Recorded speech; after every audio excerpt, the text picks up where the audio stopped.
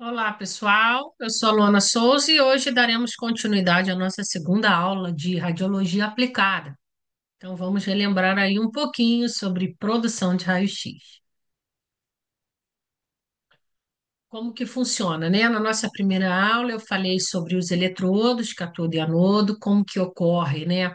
A geração de elétrons, ela ocorre no cátodo, que vai em direção ao anodo, tem o alvo real, o feixe de radiação é produzido, só que agora a gente vai entender como que a radiação é produzida, como que funciona, tá?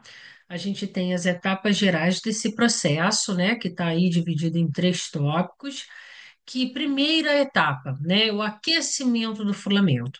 Então, vamos lhe recordar aí na nossa primeira aula, que a gente tem o botão de disparo, que ele está em repouso, o primeiro disparo é o primeiro disparo, primeiro estágio, perdão, é o aquecimento, né, onde o rotor começa a girar o meu anodo e começa a gerar a nuvem de elétrons lá no cátodo, tá? Então, o aquecimento do filamento, tá? A geração de elétrons, que vai gerar o efeito termiônico, tá bom? Então, a gente tem aí a corrente elétrica, né, que aquece o filamento de tungstênio, e o calor libera elétrons por emissão termiônica.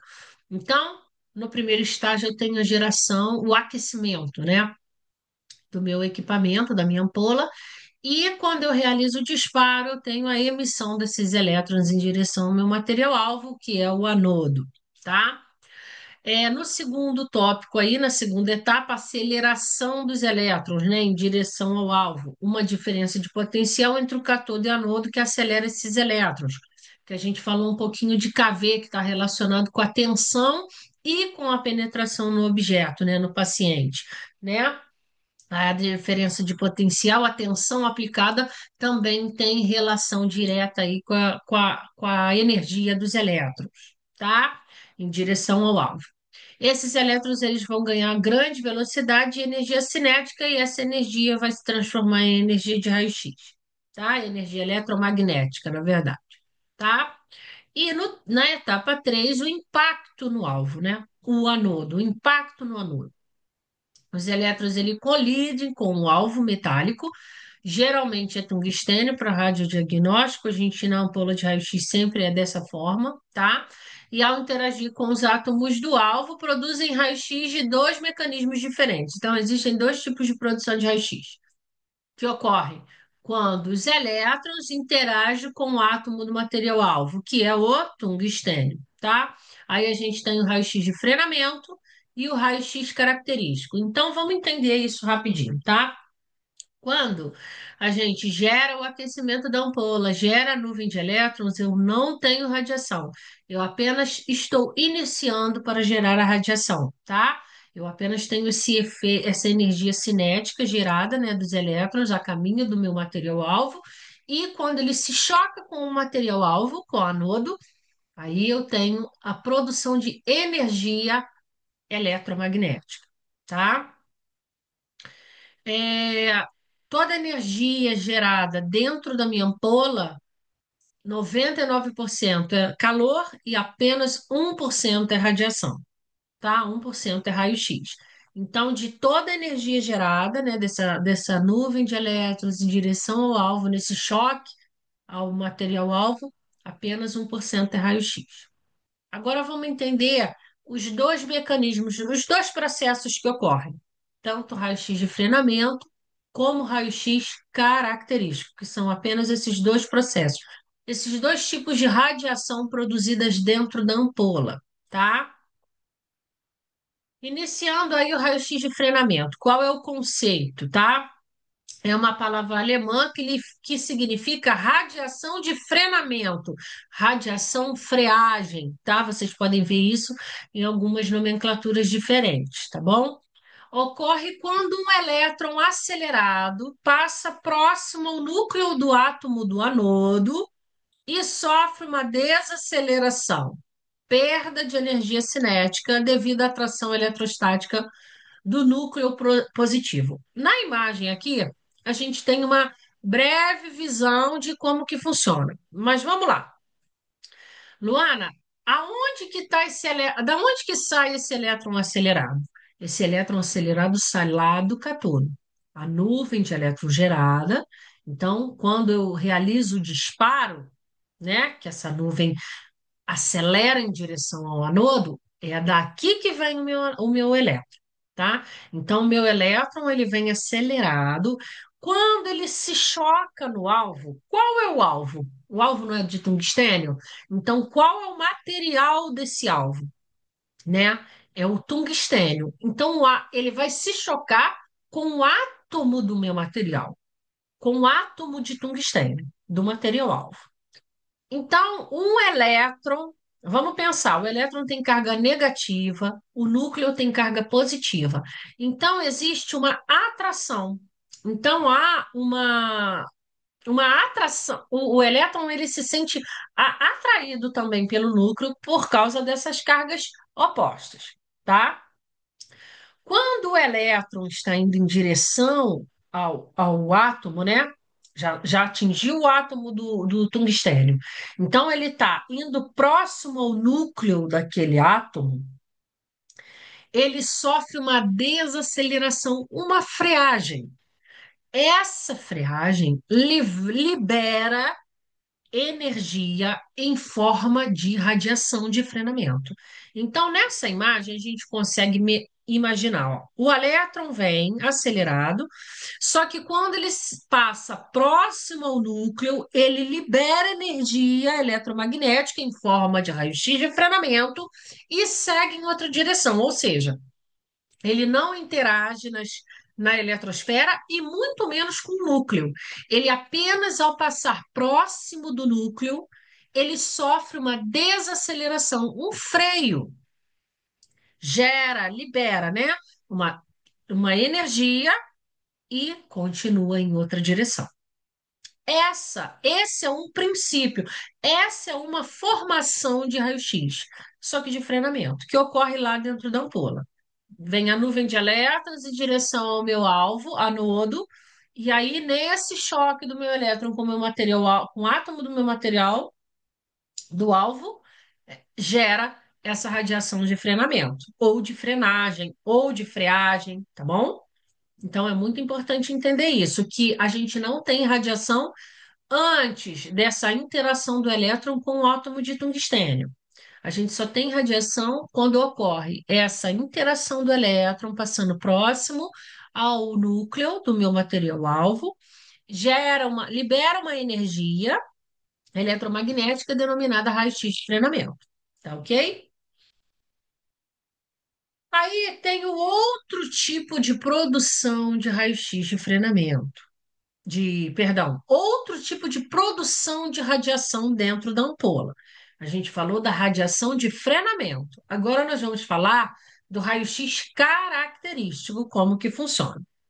O conceito do raio-x de característico, ele se baseia quando um elétron incidente colide diretamente com o elétron da camada mais interna, ou seja, a camada mais próxima do núcleo. A gente tem a camada K e a camada L. Geralmente essa transição vai ocorrer apenas nessas duas camadas, tá ok? Expulsando esse elétron. Então, o elétron incidente, ele vai expulsar o elétron da camada mais interna. Então, vamos pensar.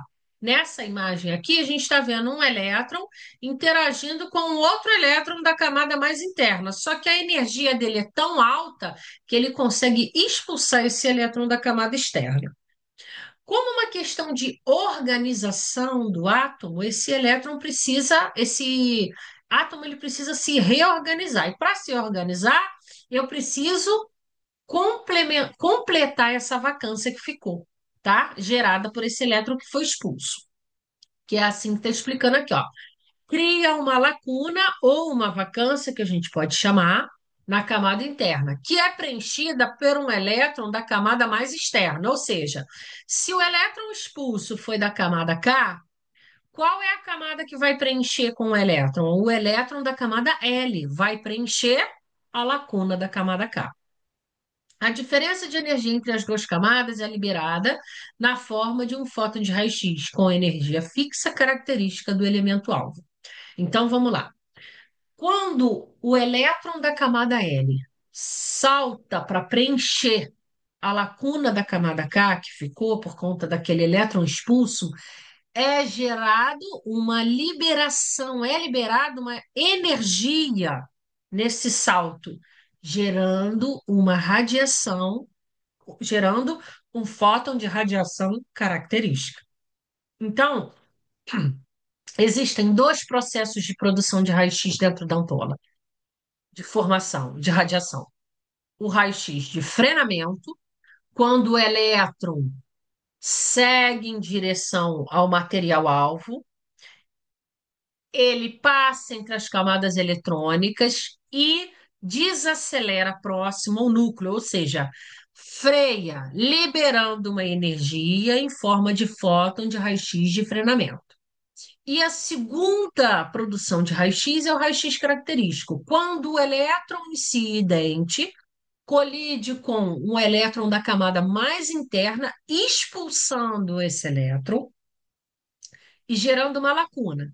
Para uma reorganização do átomo, o elétron da camada mais externa vai saltar para preencher essa lacuna. Esse salto libera uma energia em fóton de raio-x característico. São esses dois processos de produção de raio-x. Então, a gente não pode esquecer que, a partir do momento que aconteceu o fóton de raio-x característico ou fóton de raio-x de frenamento, eu já tenho a radiação. E, Luana, isso ocorre naquela nuvem de elétrons. Então, não ocorre apenas um fóton de raio-x. Ocorrem vários fótons de raio-x, um feixe de radiação. Então, eu tenho a nuvem de elétrons que vai interagir com o material-alvo e os dois processos de produção de raio-x vão ocorrer simultaneamente, o tempo todo. Tem o que vai ocorrer mais e o que vai ocorrer menos, que eu vou mostrar aqui para vocês a diferença de cada um, tá? Então vamos lá, fazendo um comparativo entre esses dois processos, tá? A gente tem a característica. Qual é a característica? Raio-x de frenamento ou raio-x característico? Luana, apenas esses dois processos de formação de radiação dentro da ampola? Sim, tá? Não vamos confundir a nuvem de elétrons com fótons de raio-x. Fóton de radiação é quando eu já tenho a produção, a radiação produzida. Gerou a nuvem, interagiu com o alvo, gerou o fóton de radiação, tá? A origem. O raio-x de frenamento é uma desaceleração de elétron próximo ao núcleo, ou seja, uma freagem. O nome da própria produção de raio-x já diz, tá?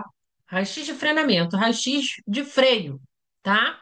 Quando ele passa próximo ao núcleo, ele sofre uma desaceleração, liberando uma energia em formato de radiação de frenamento. E o raio-x característico é uma transição eletrônica interna que é uma substituição de elétrons, ou seja, o elétron incidente interage com o elétron da camada mais interna, expulsando esse elétron, e vai gerar uma lacuna. Para uma organização do átomo, o elétron da camada mais externa vai saltar para preencher essa lacuna. Esse salto para preencher a lacuna libera uma energia em formato de radiação característica. Então, a gente tem essas duas origens, né? Tanto de raio-x de frenamento e raio-x de característico. Como que é o espectro de radiação, tá? O raio-x de frenamento, ele é um espectro contínuo.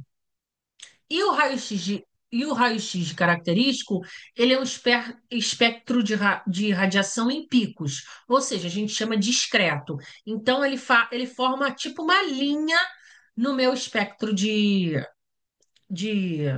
tanto de raio-x de frenamento como de raio-x de característico. De radiação, eu tenho o raio-x característico como uma linha, tá? Qual é a energia desses fótons? Para o raio-x de frenamento, pode variar de 0 até 100 kV, tá? De tensão. E a energia desses fótons gerados, elas são contínuas, tá? Pode ser de 0 ou 100. Já o característico vai depender do material e é uma energia fixa. Então, por exemplo, se eu coloco ali 70 kV para o meu espectro de radiação característica, o meu fóton de radiação vai ser de 70 kV, ou seja, é uma energia fixa. Já o meu de frenamento, ele vai ser contínuo, então ele pode ir de 0 a 100. Mesmo que eu bote 70, ele vai de 0 a 70. Vocês entenderam? Então eu tenho uma variância de tensão, tá? O fator determinante para o raio-x de frenamento, a tensão aplicada.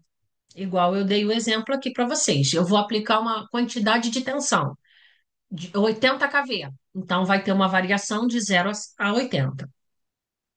E o meu raio-x característico, o meu material-alvo, ou seja, o meu átomo de tungstênio tem uma variação característica devido ao número atômico, ao ponto de fusão, à dissipação de calor. Então, tudo isso está relacionado na produção característica, visto que a energia do fóton característico ela é fixa. Então, se eu coloco uma energia de 80 kV, a energia do meu fóton vai ser de 80 kV. Ela não vai possuir variações, tá? Qual é o percentual na produção total? O frenamento ele é mais produzido devido à quantidade de energias variáveis do que o raio-x característico. Ele é menos produzido, é de 1 a 10%. E já o frenamento é de 90 a 99%. Por quê?